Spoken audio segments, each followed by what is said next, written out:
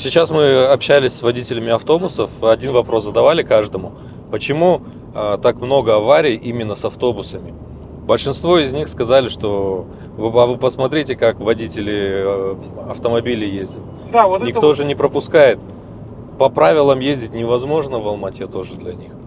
Ну, водители автобуса тоже не цветочки, скажем так, они заслужили к себе такого отношения. Почему? Потому что, вот давайте правде в глаза, в Алмате намного культурнее вождение, чем в Астане. Я не говорю про нарушения, я говорю про взаимоуважение. Когда мы выезжаем с какого-то ЖК, ну, я на себе столкнулся, да, там тоже, вот, вас не так прям, чтобы каждый побежит останавливаться, пропускать там очень вот это сложно. И в первую очередь вас прям специально не пропустят именно общественный транспорт. Он никому приоритета не дает.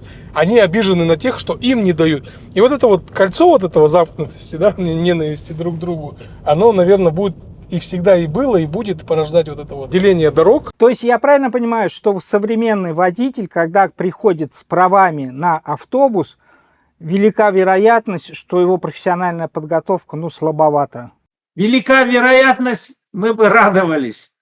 Она постоянно. И даже не хотел говорить, скорее всего, но у нас вообще беда. Сегодня, очень доступно купить документ. И поэтому очень часто к нам приходят люди. Если вы сами ездите на автобусах, вы видите, как они рывком трогаются или рывком останавливают. Вот, пожалуйста, вам это уровень.